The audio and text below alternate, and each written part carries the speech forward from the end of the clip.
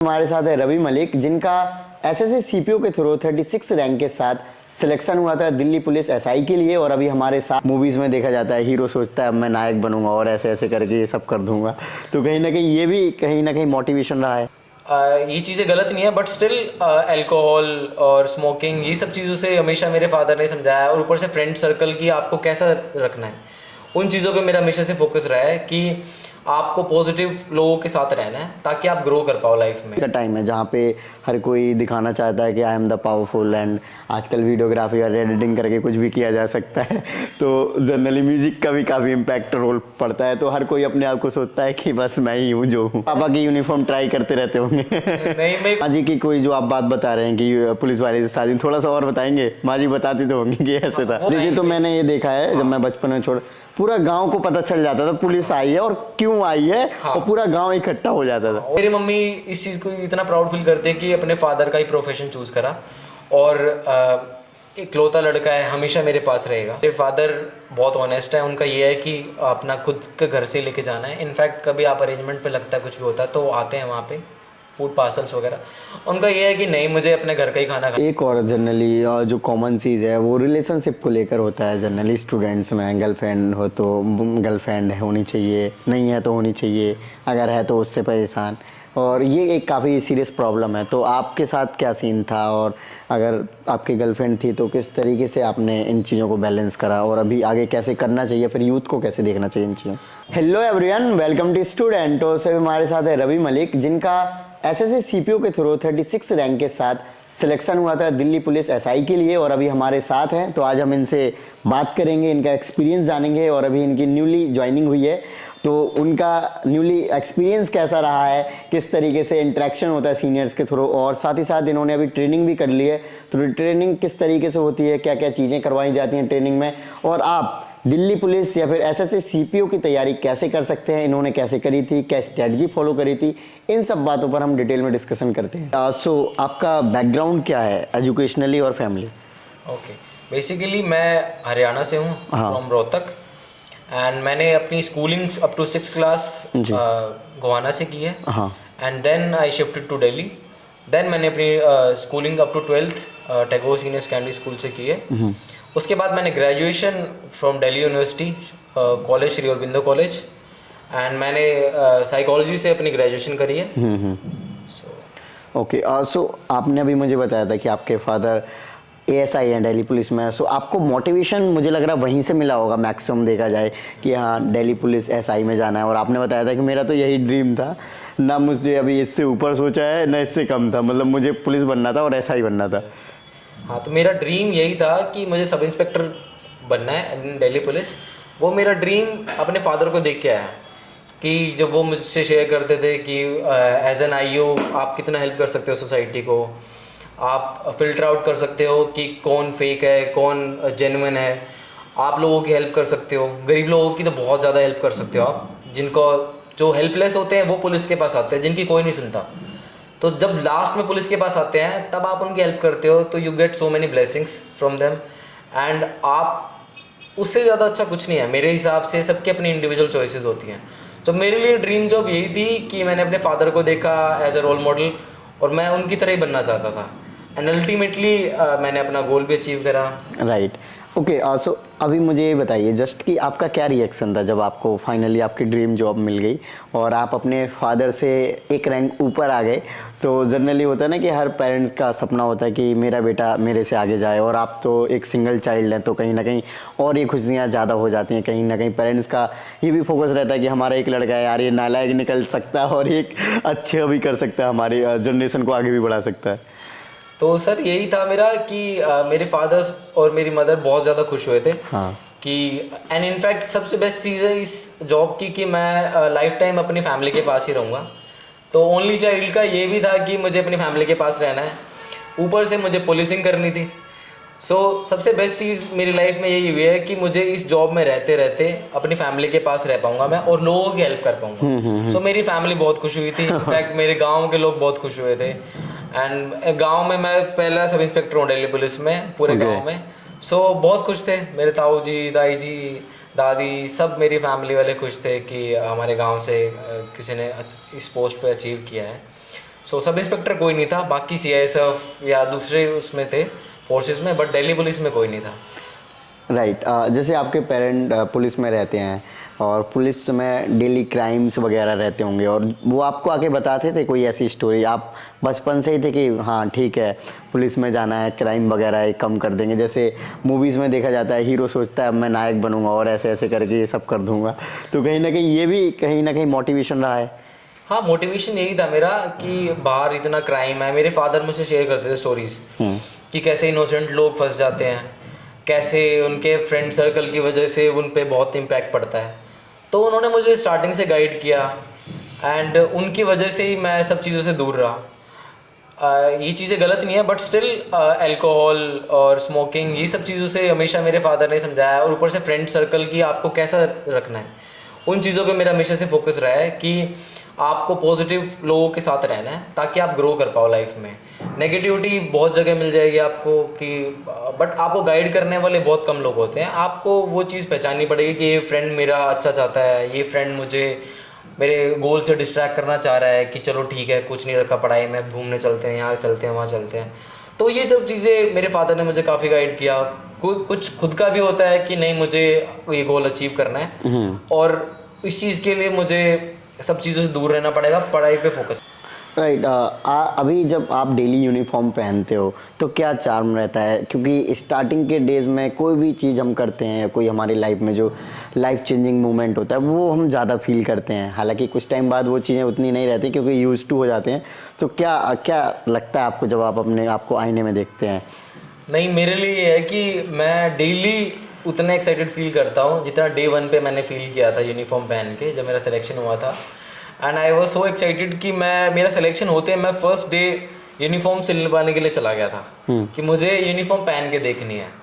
And मैं बाहर नहीं पहन वैसे सकता पापा की यूनिफॉर्म ट्राई करते रहते होंगे। नहीं, मेरे को ये था, पापा को बहुत शौक था कि इसको पुलिस ऑफिसर बनाना है। एंड वो मुझे जानते थे कि मेरा नेचर कैसा है, मैं मेरा हेल्पिंग नेचर स्टार्टिंग से ही कि और स्टार्टिंग से ही मैं सही ट्रैक पे रहा हूँ। हाँ राइट। तो उनको ये था कि ये जब अगर पुलिस ज्वाइन करता तो ये अच्छा ऑफिसर बनेगा। मेरे फादर की ये थिंकिंग थी। एंड मैं बहुत इंक्विजिटिव टाइप का हूँ कि मेरे को जानने का होता है कि कैसे होता है, ये चीज़ें कैसे होती हैं। तो अभी भी मैं जैसे पुलिस स्टेशन गया हूँ तो मुझे बहुत ज़्यादा एक्साइटमेंट रहती है कि कैसे किससे बात करनी है, कैसे इस केस को हैंडल करना है। तो मैं अपने सीनियर्स के साथ बैठता हूँ, उनके पास खुद चला जाता हूँ मैं, वो अपना अभी बिजी होते हैं, बट स्टिल मेरे को ये होता है कि सर अभी कोई कॉल आ रही है क्राइम की, तो सर मुझे साथ लेके चलो। और मैं उनको ऑब्जर्व करता हूँ और कि कैसे करना है सब चीज़ें। तो मेरे को बहुत एक्साइटमेंट फील होती है। अब खुद को यूनिफॉर्म में देखता हूँ, डेली मिरर के सामने पहनता हूँ। तो कुछ लोगों को होता है कि टाइम के साथ नहीं होता, बट मेरे फादर का भी है कि वो आज भी उतना ही प्राउड फील करते हैं खुद की यूनिफॉर्म को लेके जो वो पहनते हैं। तो हम भी उनको देखते थे। मेरी मम्मी भी बहुत, मेरी मम्मी का भी ये था कि बचपन में उन्होंने देखा था कि पुलिस वाले उनके गांव में आते थे, अब तो काफ़ी कॉमन हो गया। तो उनको ये था, जब उनको पता लगा था कि पुलिस वाले से शादी हो रही है मेरी मदर को, तो बहुत एक्साइटेड थी। आज भी उनको ये होता है कि यूनिफॉर्म रेडी करना है, मम्मी को ज़्यादा एक्साइटमेंट होती है। हाँ तो ये चीज़ें होती है कि जब आप किसी चीज़ को आपका कोई ड्रीम होता है कि मुझे यूनिफॉर्म पहननी है, तो उसकी एक्साइटमेंट, आई डोंट फील कि कभी एक्साइटमेंट उसकी खत्म होगी। मुझे डेली उतनी एक्साइटमेंट फील। अच्छा, माँ जी की कोई जो आप बात बता रहे हैं कि पुलिस वाले से शादी, थोड़ा सा और बताएंगे? माँ जी बताती तो होंगी कि ऐसे था। वो बताती है मुझे कि मैंने, जब मुझे पता लगा था कि शादी अरेंज मैरिज ही थी, तो मुझे पता लगा था कि पुलिस वाले से शादी हो रही है, तो उन्होंने बहुत प्राउड फील किया था, क्योंकि उन्होंने देखा था कि कभी रेयरली कभी गांव में होता है कि पुलिस आती थी। तो मैंने ये देखा है जब मैं बचपन में छोड़, पूरा गांव को पता चल जाता था पुलिस आई है और क्यों आई है। और पूरा गांव इकट्ठा हो जाता था। और यूनिफॉर्म में वो ऐसे लगते थे कि पता नहीं कौन आ गया। हाँ हाँ हाँ। तो फिर मम्मी की शादी हुई तो उन्होंने बताया कि एक्साइटमेंट उनको ज़्यादा होती थी कि यूनिफॉर्म को जैसे उनके स्टार्स लगाने हैं या कुछ भी करना है, रेडी करना है, तो एकदम टिप टॉप होनी चाहिए यूनिफॉर्म। मम्मी को होता है, आज की डेट में भी मेरे को ये होता है कि मैं खुद कर लूँगा, मम्मी को होता है नहीं मैं वो रेडी करके देती हूँ, बट मैं खुद अब ट्राई करता हूँ कि नहीं मैं खुद ही सब चीज़ें करूँगा। बट मेरी मम्मी इस चीज़ को इतना प्राउड फील करती है कि अपने फादर का ही प्रोफेशन चूज़ करा, और इकलौता लड़का है, हमेशा मेरे पास रहेगा। होता है पेरेंट्स हाँ, obviously। बाहर जाएंगे। मैंने प्लान भी किया था एक टाइम पे कि मैं अब कुछ बिजनेस करके बाहर जाऊंगा, मेरे पेरेंट्स सोच रहे थे कि बाहर भेज देंगे इसको, बट स्टिल मैं इतना अटैच हूँ अपने पेरेंट्स के साथ, मैंने ये चीज़ वो प्लान ड्रॉप कर दिया था कि नहीं मुझे यहीं रहना है और अपना ड्रीम ही पूरा करना है। फिर मैंने अटेम्प्ट दिया तो सिलेक्शन हो गया था। तो ये कोई बहुत आप ये सोचोगे कि बहुत डिफिकल्ट कोई एग्ज़ाम नहीं। राइट। आपको बस फोकस्ड रहना है, पढ़ाई करनी है, आप अचीव कर लोगे उस चीज़ को। ओके, जैसे अभी आप ऑफिस जा रहे हैं तो टिफिन वगैरह अभी भी आप घर से ले जाते हैं, क्या क्या सीन है? टिफिन मैं घर से ही लेके जाता हूँ। हाँ। और मम्मी का यही है, पापा भी हमेशा अपना घर का ही खाना खाते हैं। ओके। मेरे फादर बहुत ऑनेस्ट है, उनका ये है कि अपना खुद के घर से ही लेके जाना है। इनफैक्ट कभी आप अरेंजमेंट पे लगता है कुछ भी होता है तो आते हैं वहाँ पे फूड पार्सल्स वगैरह। उनका ये है कि नहीं, मुझे अपने घर का ही खाना खाना है, हेल्दी फूड होता है। आप बाहर अनहेल्दी खाओगे, आपको वर्किंग आवर्स थोड़े होते हैं, थोड़े डिफ़िकल्ट होते हैं कि आप बाहर रहोगे, बाहर का खाना खा के अनहेल्दी हो जाते हैं। मेरे फादर अभी भी 51 की एज है उनकी, अभी भी बहुत फिट हैं, बहुत सही रहते हैं। वो वर्कआउट करते हैं रेगुलरली, पार्क जाते हैं, योगा करते हैं अगर पार्क नहीं जा पा रहे हैं तो। सो मेरा उनको वही है मोटिवेशन कि उनकी तरह ही बनना है मुझे और अच्छा पुलिस ऑफिसर बनना है। अब हम बात करते हैं आपके तैयारी के फेज़ की। तो प्रिपरेशन कैसे स्टार्ट हुई? क्या स्टार्टिंग में आपको इतनी समझ थी कि हाँ आप दिल्ली पुलिस की तैयारी कर रहे हैं, आपके फादर भी हैं उसी एग्ज़ाम में, तो आपको में भी ऐसा कॉन्फिडेंस रहा होगा कि नहीं यार मैं तो इसी बैकग्राउंड से बिलोंग करता हूँ तो मैं जाऊँगा और ऐसे ऐसे करके एग्ज़ाम निकाल दूंगा, ईजी रहेगा मेरे लिए? तो क्या सीन था? नहीं, इसमें सर फादर आपके या आपका बैकग्राउंड पुलिस का है, उससे इस चीज़ से कोई लेना देना नहीं है कि आपको कोई एग्जाम हाँ, मिलेगी सही या कोई बेनिफिट्स मिलेंगे। हाँ। उस चीज़ का कोई बेनिफिट नहीं है। इनफैक्ट कांस्टेबल में है, एक दो चीज़ों में बेनिफिट है, बट मेरा ड्रीम था सब इंस्पेक्टर बनना, तो उसमें कोई बेनिफिट नहीं था। वो मुझे खुद ही अचीव करना था कि मुझे खुद एनालाइज करना था। स्टार्टिंग में मैंने मॉक टेस्ट दिए आने के बाद एंड मैंने कोचिंग ज्वाइन करी। उसके बाद देखा कि कौन कौन सी चीज़ों में मैं लैग कर रहा हूँ, उन पे मैंने वर्क करना स्टार्ट किया। खुद सेल्फ स्टडी है, आप एक बार सिर्फ ओवरव्यू के लिए एक बार कर सकते हो। ऐसा नहीं है कि आपको टीचर्स खुद करवा देंगे, आपको सेल्फ स्टडी से ही करना पड़ेगा। आपको एक अपना रूम लेना पड़ेगा या कहीं पे भी आप लाइब्रेरी में एक कोना पकड़ना पड़ेगा, टू बी वेरी स्पेसिफिक। और आपको खुद वर्क करना पड़ेगा कि कौन से क्वेश्चंस रिपीट हो रहे हैं या कौन सी चीज़ों में मैं लैग कर रहा हूँ, उन चीज़ों पे फोकस करना पड़ेगा।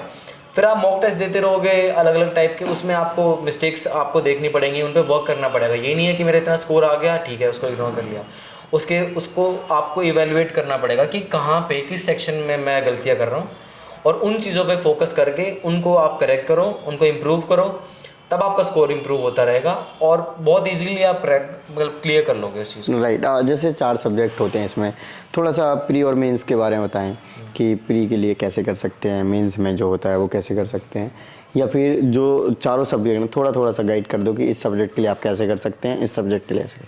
ठीक है, स्टार्टिंग में मैं बोलूँगा इंग्लिश में आपको अपना फोकस करना है कि अगर आपके वोकैब में को प्रॉब्लम आ रही है तो वोकैब की एक पर्सनल डायरी बना लीजिए। मैं तो ये कहूँगा आप जितनी भी गलतियाँ कर रहे हो उनको नोट डाउन करें डेली, एटलीस्ट 10 आपको वन वर्ड करने हैं, 10 ईडियम फ्रेजेस करने हैं, 10 साइनोनियम्स, 10 एंटोनियम्स, ये सब चीज़ें आपको डेली एटलीस्ट ये स्टार्ट करना है।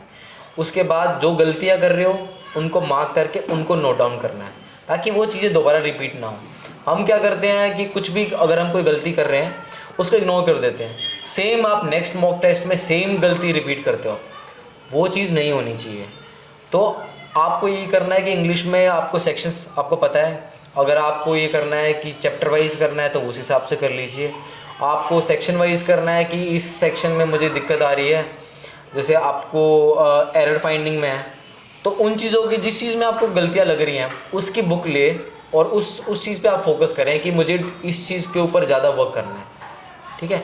एंड आपको मेन मैं ये कहूँगा कि वोकैब आपकी स्ट्रॉन्ग होनी चाहिए, इंग्लिश क्लियर करना है, क्योंकि टू बी स्पेसिफिक सीपीओ के लिए आपको 250 मार्क्स की इंग्लिश की वेटेज होती है। इंग्लिश का हो गया। अब मैथ्स का बताता हूँ मैं। मैथ्स के अंदर क्या करना है आपको कि सब आपको सारे टॉपिक्स के ऊपर देखना है। जैसे भी आप मॉक टेस्ट दे रहे हो, आप एक सेक्शन के भी दे सकते हो कि आप मैथ्स के मॉक टेस्ट दे रहे हो, डेली आपके आते रहते हैं कि शॉर्ट क्विज़ आते हैं, उन क्विज़ के ऊपर आप कर सकते हो। और आपको जो जिस चीज़ में गलतियाँ कर रहे हो उस चीज़ के ऊपर उसी टाइम पे उस क्वेश्चन को नोट डाउन करें, एक अलग से एक नोटबुक बना लीजिए जिस चीज़ में आपको गलतियाँ जो कर रहे हो उनको करेक्ट करने के लिए उनके ऊपर आप वर्क करो। मतलब मेन बात यही है कि आप किसी भी सेक्शन पे आप कुछ कर रहे हो तो उसमें ये नहीं होना चाहिए कि आप एक गलती कर रहे हो उसको इग्नोर कर रहे हो। इग्नोर नहीं करना है, उस चीज़ के ऊपर वर्क करना है, उसको नोट डाउन करना है और उस चीज़ को ऐसा नहीं होना चाहिए कि नेक्स्ट टाइम आप वही करो, उसको नेक्स्ट टाइम मॉक टेस्ट के अंदर वही सेम गलती रिपीट नहीं होनी चाहिए, तभी आप ग्रो कर पाओगे। अदरवाइज आप मॉक टेस्ट दिए जा रहे हो, स्कोर में भी बढ़ जाएगा आपका, बट आप जिस सेक्शन में आप लैग कर रहे हो वो वीक का वीक ही रह जाएगा।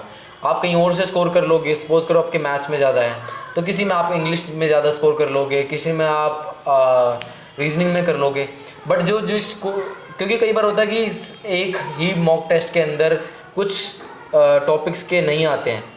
आप एक टॉपिक आपका वीक है, सपोज ट्रिग्नोमेट्री वीक है आपकी, आप उस पर वर्क नहीं कर रहे हो और बाकी नए आप कोई मॉक दे रहे हो उसके अंदर उस सेक्शन का बहुत कम वेटेज के आता है, तो आपका स्कोर इंप्रूव हो जाएगा मे बी, बट आपको नहीं पता है कि एग्जाम में किस क्वेश्चन की या किस चैप्टर की कितनी वेटेज होने वाली है। सो आपको हर चीज़ पे वर्क करना है, आपको अपने अंदर कमी नहीं छोड़नी, क्योंकि कंपटीशन बहुत ज़्यादा बढ़ गया है। आप ये सोचोगे कि आप इजीली क्लियर कर लोगे बिना फोकस किए, तो वो नहीं हो पाएगा। आप फोकस करो, आप पूरा मोटिवेट होके एक चीज़ के ऊपर काम करोगे ना, अपनी मिस्टेक्स को पॉइंट आउट करोगे, उनके ऊपर वर्क करोगे, तो कोई भी, मैं तो ये कहूँगा कि कोई भी फर्स्ट अटैम्प्ट में क्लियर कर सकता है। Right, okay. बाकी जीएस वगैरह और रीजनिंग वगैरह? जीएस में सर ये है कि आपको सब चैप्टर्स का हर चीज़ की नॉलेज होनी चाहिए, प्लस आपको करंट अफेयर्स पे फोकस करना होता है। आपको करंट अफेयर के मंथली प्लस वीकली उनके ऊपर आपको एक बार रीड आउट करना होता है, उसमें मार्क करना पड़ेगा आपको कि ये चीज़ें इंपॉर्टेंट हैं। उनको एग्ज़ाम से जस्ट पहले 15 डेज़ पहले, जैसे आप अपना सिलेबस कवर कर लोगे, उससे पहले आपको उनको रीड आउट करना है, मार्क करना है कि ये इंपॉर्टेंट है, और उसके बाद जैसे जैसे आपका एग्ज़ाम पास आता जाएगा उनमें से भी आपको हाईलाइट करके करना है कि ये मोस्ट इंपॉर्टेंट है, बट ओवरव्यू आपको हर चीज़ का लेना है। ऐसा नहीं है कि आपने करंट अफेयर्स मिस कर दिए हैं, तो आपको वही चीज़ें देखनी है कि अभी करंट में क्या चल रहा है, क्योंकि ट्रेंड चेंज होता रहता है, बट क्वेश्चंस आपको वही मिलेंगे। मैथ्स के भी रिपीट होते हैं, इंग्लिश के भी होते हैं, रीजनिंग के भी होते हैं, बस आपको ये है कि आपको जनरल स्टडीज़ में ये होता है कि करंट अफेयर्स तो थोड़ा ऐड हो जाता है। हाँ हाँ, वो आपको चेंज करते रहना पड़ेगा। अगर आप लास्ट ईयर दिया था तो इस साल आपको नए करंट अफेयर्स होंगे, 6 मंथ्स का आपको पूरा रीड करना पड़ेगा, और डेली आपको पढ़ना पड़ेगा। डेली आप न्यूज़ पेपर पढ़ लो, या फिर आप शॉर्ट्स जो आते हैं उनमें से आप गो थ्रू हो जाओ, और उसको प्रिंट आउट निकाल लो मंथली का, 2-3 वेबसाइट्स का निकाल लेना आपको, ताकि कोई चीज़ कहीं मिसिंग होगी तो कहीं पे आ जाए, क्योंकि आपको अपना बेस्ट दे रहा है। ये नहीं है कि कुछ छूट जाएगा, कोई बात नहीं, नहीं, वेटेज बहुत ज़्यादा है, एक एक क्वेश्चन बहुत इंपॉर्टेंट है, एक एक क्वेश्चन से आप कई हज़ार लोगों से आगे निकल जाते हो। राइट। सो वो चीज़ आपको पूरा फोकस करके पढ़ाई करनी है।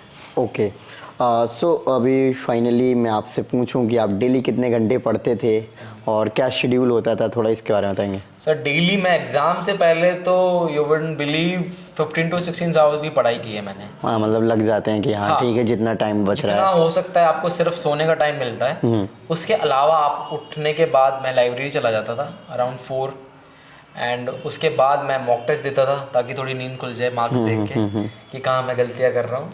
मेरा शेड्यूल तो यही होता था। फिर मैं अपने सेक्शंस को डिवाइड करता था कि मॉर्निंग में इंग्लिश पढ़नी है मुझे, एंड लंच के बाद मुझे मैथ्स पढ़नी है, फिर शाम को मुझे रीजनिंग को टाइम देना है और जीएस को टाइम देना है रात तक। तो सर यही होता है कि, बट स्टार्टिंग में मेरा इधर 10 to 12 आवर्स में देता ही था। राइट। सो अगर मैं आपसे पूछूं, आपके जैसे मैथ में 50 आए हैं, और ऐसी क्या यूनिक चीज़ें रही हैं आपकी जो आपको लगता है कि ये मैं बाकी स्टूडेंट से डिफरेंट था? बाकी स्टूडेंट से मैं इंग्लिश में था, एंड इवन मैंने वोकेबलरी की 2-3 डायरी बना रखी थी। उसमें मैं यही बोलूँगा कि मैं बाकी स्टूडेंट से इसलिए डिफरेंट था कि इंग्लिश में मैंने बहुत अच्छा स्कोर किया था। अराउंड मेरा 47.5 मार्क्स आए थे मेरे, 1 क्वेश्चन कुछ ऐसे गलत हो गया था, बट मैंने फर्स्ट अटेम्प्ट में मेरे 50 आउट ऑफ 50 आए थे। सेकंड टाइम में मेरा जो हुआ था उसमें मैथ्स में 50 थे दोनों में, बट उसमें मेरे 47.5 आए थे। तो वो यही रीज़न था कि मेरी वोकैब काफ़ी स्ट्रॉन्ग हो गई थी। सबसे वीक थी मेरी वोकैब, स्टार्टिंग में मैं आया, मुझे वोकैब का कोई आइडिया नहीं था, सबसे वीक सेक्शन था मेरा, बट मैंने डेली उसके ऊपर वर्क किया। डेली मॉर्निंग में मैं उसको टाइम देता था कि कहाँ से कहाँ गलतियाँ और ये कौन से क्वेश्चन रिपीट हो रहे हैं। प्रीवियस ईयर के ऊपर तो मेरे को हर चीज़ आती थी, उसके अलावा अराउंड 3 to 4,000 मैंने अलग से वर्ड्स लिख रखे थे। ओके। वो डायरीज मेरे पास अभी भी हैं, मेरे एक फ्रेंड ने मांगी थी तो मैंने उसको दी थी, वो भी प्रिपरेशन कर रहा था। तो सर ये चीज़ है कि आपको कुछ अलग करना पड़ेगा थोड़ा सा, हाँ, एंड आपको एक्स्ट्रा वर्क पुट ऑन करना पड़ेगा कि मैं ये चीज़ दूसरों से थोड़ा कुछ आगे निकलना है, दूसरों से, तो दूसरों से ज़्यादा मेहनत करनी पड़ेगी। ओके, चारों सब्जेक्ट के एक एक वर्ड में आप बुक लिस्ट बताइए, एक एक दो जो भी आपको सही लगते हो।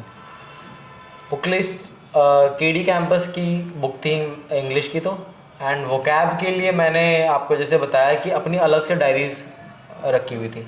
उनमें मैं अपना अलग से वर्ड्स लिखता था। जो प्रीवियस ईयर के थे वो प्रिंट आउट आपको कहीं से भी मिल जाएंगे पीडीएफ। वो आपको रिपीटेड जो जितने भी प्रीवियस ईयर के थे 1997 से या 1999 से, जैसे 7300 प्लस या 9300 प्लस ये आती हैं बुक्स, वो आपको बुक मार्केट से अवेलेबल हो जाएंगे। वो बुक तो आपके पास होनी चाहिए। और किरण की बुक थी मैथ्स के लिए स्पेसिफिकली, मैं किरण की चीज़ सजेस्ट करूँगा। उसमें प्रीवियस ईयर के थे, उसमें सेक्शन वाइज भी था, चैप्टर वाइज भी था, आपको जैसी लेनी है वैसी ले सकते हो। उसमें आपको नीचे सब मेंशन होगा कि ये कौन से एग्जाम में कब आया है, आपको वो तो करना ही करना है। मतलब वो ये है कि आपको इस रेस का पार्ट बनना है तो एटलीस्ट दूसरों के बराबर आपको भागना पड़ेगा। वो हर कोई कर रहा है प्रीवियस ईयर। और रीजनिंग में ये है कि रीजनिंग में प्रीवियस ईयर तो करना ही करना है, उसके अलावा जैसे मॉक टेस्ट हैं उनमें रीजनिंग के क्विज आते हैं, उनमें वैरायटी ऑफ क्वेश्चंस आते हैं। अलग टाइप की सीरीज़ हो गई कि नई टाइप की सीरीज़ कैसी है, ये कैसे बन रही है, वो उन चीज़ों को आपको देखोगे, उनको नोट डाउन करो। कुछ अलग आता है तो उनको नोट डाउन करो। हर चीज़ की एक अलग से डायरी बना लो, चारों सब्जेक्ट की अलग से डायरी होनी चाहिए। उसमें आपको कुछ भी नया है, आपको कुछ जो आपको लग रहा है आउट ऑफ पैटर्न है या ये रिपीट हो चुका है, उसको नोट डाउन करो ताकि आपको याद रहे। रीजनिंग में स्पेसिफिकली आपको सीरीज़ होती हैं, उनमें नहीं बन पाती, कई बार काफ़ी डिफिकल्ट आ जाती है। उसमें ये होता है कि आपने एक टाइप की सीरीज़ कर ली तो आपके माइंड में वो ज़रूर स्ट्राइक करेगा कि ऐसे नहीं तो ऐसे करके बन जाएगा। तो ऐसी बहुत सारी चीज़ें हैं जो रीजनिंग में आपको अलग से मिलेंगे, उनको नोट डाउन करना है। और लास्ट में सर वही है आपका जनरल स्टडीज़ है, उसमें सर उसका सिलेबस तो कोई डिफाइन है नहीं स्पेसिफिकली। सो उसमें आपको जितना आपको हो सकता है, प्रीवियस ईयर तो सबसे पहले है, हर सब्जेक्ट का ये है कि प्रीवियस ईयर सबसे पहले करने हैं आपको। उसके बाद आप कितना एफर्ट कर सकते हो अपने गोल को अचीव करने के लिए, वो आपके ऊपर रहता है, क्योंकि हर कोई कर रहा है प्रीवियस ईयर। अच्छा, जब आपका सिलेक्शन हो गया और आप अभी जॉब करने लगे तो लाइफ शिफ्ट कितना हुआ, आपको कितना % लग रहा है? लाइफ बहुत शिफ्ट हुआ है, बहुत रिस्पेक्ट मिलती है। आप यूनिफॉर्म में होते हो तो आपको कोई जानता भी नहीं है, स्टिल लोग आपको रिस्पेक्ट से देखते हैं। आप कहीं पे भी चले जाओ, अगर आपने यूनिफॉर्म पहन रखी है एंड आपने अच्छे से कैरी कर रहे हो तो आपको अलग से ही रिस्पेक्ट मिलेगी। आपको सर करके बोला जाएगा। स्पेसिफिकली मैंने बहुत फील करा है कि मैं कहीं पे भी जाता हूँ तो लोग जानते हैं आपको। तो वही चीज़ें हैं कि आपको चेंज हो जाती है आपकी लाइफ काफ़ी हद तक। एंड सर यही है कि आज की डेट में इतना कंपटीशन है, आपको अपनी ड्रीम जॉब मिलना, मैं तो यही कहूँगा कि मैं अपनी लाइफ से काफ़ी हद तक सेटिस्फाइड हूँ। राइट। बाकी आगे फ्यूचर में भी मैं अपने ऊपर फोकस करूँगा कि अपने आप को और ग्रो कैसे करना है। जॉब मुझे यही चाहिए थी, बट स्टिल अपने ऊपर की कैसे खुद लोगों की हेल्प कर सकते हो, अपने फैमिली के साथ थोड़ा टाइम स्पेंड करने को कम मिलेगा, बट जितना मिलेगा उसको क्वालिटी टाइम स्पेंड करूँगा मैं, कि उनके साथ बैठूँ, मैं बात करूँ, उनकी सब चीज़ें सुनूँ मैं। So, ये चीज़ें हैं।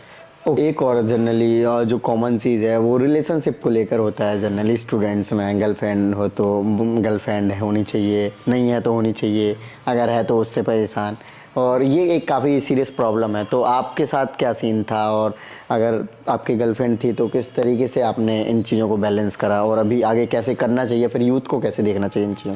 देखो, अगर किसी की है तो वो उसको मैनेज करना पड़ेगा। मेरे साथ ये था कि मैं अपने फैमिली से बहुत कनेक्टेड था, तो मुझे कभी नीड फील नहीं हुई उसकी। मेरे फ्रेंड्स काफ़ी थे। सो कुछ होते हैं कि कुछ को नीड होती है कि आपको कोई गर्लफ्रेंड बनाने की नीड है, आपको बात करने के लिए कोई चाहिए होता है। मेरे पास बहुत अच्छे दोस्त थे मेरे, जिन्होंने मुझे बहुत सपोर्ट किया। मेरे पास ये था कि मेरे पास जब फ्री टाइम होता था तो मैं अपने पेरेंट्स को कॉल करता था कि क्या कर रहे हो, क्या नहीं कर रहे हो। एक टाइम पे वही होता था कि सेम क्वेश्चन कि कुछ और बताओ, तो मम्मी का यही होता था कि अभी तो बात करी थी थोड़ी देर पहले। सो मेरे साथ ये था कि मैं अपनी फैमिली के साथ बहुत ज़्यादा कनेक्टेड था स्टार्टिंग से ही। सो अगर आपकी गर्लफ्रेंड है तो आपको उसको मैनेज करना पड़ेगा। अगर आपको ये हर चीज़ का टाइम होता है, अगर आप स्ट्रगल टाइम में, अगर आपकी रिलेशनशिप अच्छे से चल रही है तो मैं यही कहूँगा कि ऐसा नहीं होता कि रिलेशनशिप बीच में आपके हर्डल बन के आती है या आपको गोल अचीव नहीं करने देगी। मैंने काफ़ी लोगों से सुना है कि अगर सपोर्टिव गर्लफ्रेंड है, आपको मोटिवेट करती है, तो उससे बेस्ट कुछ नहीं है। वो आपकी सक्सेस में बहुत हेल्प कर सकती है। बट अगर आपके रिलेशनशिप्स में अप्स डाउन चल रहे हैं अभी तो, और आपकी गोल अचीव करने में प्रॉब्लम्स क्रिएट हो रही हैं या आप फोकस नहीं कर पा रहे हो, तो उसके बारे में आपको सोचना चाहिए कि आपको टाइम डिवाइड करना है या कैसे करना है, कैसे मैनेज करना है। राइट। ओके, सो लास्टली फिज़िकल के बारे में बताइए आप, फिज़िकल में क्या कैसे होता है और फिज़िकल रिक्वायरमेंट भी क्या होती है? कई स्टूडेंट्स को ये भी पता नहीं होता कि हम एलिजिबल है भी नहीं है। सो सबसे बेसिकली सबसे जो नीड होती है वो है आपकी हाइट अच्छी होनी चाहिए, 170 सेंटीमीटर की नीड होती है उसमें। एंड आपको 1600 मीटर की रेस होती है, उसमें आपको 6 मिनट 30 सेकेंड्स का टाइम मिलता है। उसके बाद लॉन्ग जंप होती है, हाई जंप होती है। सो आपको ये सब चीज़ें क्लियर करनी पड़ती है। शॉर्ट पुट होता है। सो आपको ये कंटिन्यूस आपको आप प्रिपरेशन जैसे आज स्टार्ट कर रहे हो तो आपको साइड बाय साइड अपनी फिजिकल स्ट्रेंथ को बिल्ड करने के लिए टाइम देना पड़ेगा आपको। ऐसा नहीं है कि मैं 1 महीना पहले कर लूँगा उसको, ऐसा नहीं होता। आपको डेली मॉर्निंग में उठो, आप अपना रनिंग करके आओ। अगर आप किसी भी ऐसे एग्ज़ाम की तैयारी कर रहे हो जिसमें फ़िज़िकल रिक्वायरमेंट्स की नीड होती है या फिज़िकल एग्ज़ाम होता है उस चीज़ में, क्योंकि मेडिकली भी आपको फिट करेगा। आपको सीपीओ में ये होता है कि आप पहले प्री एग्ज़ाम देते हो, उसके बाद फिज़िकल एग्ज़ाम होता है, उसके बाद मेंस का एग्ज़ाम होता है, मेंस के एग्ज़ाम्स के बाद मेडिकल होता है। मेडिकल बहुत इंपॉर्टेंट होता है, उसमें अगर आप ओवरवेट हो तो भी आपको डिस्क्वालीफाई कर दिया जाता है। सो आपको सब चीज़ों के ऊपर फोकस करना है। ये एग्ज़ाम ऐसा है जिसमें आपके ओवरऑल कैपेबिलिटीज़ को चेक किया जाता है कि आप फिज़िकली फ़िट भी हो, मेडिकली फ़िट हो, कोई आपको परेशानी तो नहीं है, ज़्यादा वेट आपका हो गया है। सपोज़ करो आपने प्रिपरेशन का टाइम पे वेट ज़्यादा गेन कर लिया, आप फिज़िकली फ़िट भी हो बट आप मेडिकली फ़िट नहीं हो सकते। मेडिकल एग्ज़ाम में बहुत लोग अच्छे अच्छे टॉपर्स निकल जाते हैं। सो इसमें इसीलिए ये होता है कि आप ओवरऑल मीडियम हो तो भी आपका एग्ज़ाम में सिलेक्शन हो जाएगा। Right. Okay, so thank you so much sir, आपके साथ काफ़ी अच्छा लगा बात करके और आई थिंक स्टूडेंट्स को भी काफ़ी मोटिवेशन मिली होगी और इन्फॉर्मेशन मिली होगी। सो फ्रेंड्स, आई होप आपको वीडियो अच्छी लगी होगी तो इस वीडियो को लाइक करें। अभी तक आपने चैनल को सब्सक्राइब नहीं किया, चैनल को सब्सक्राइब कर लीजिए। जय हिंद।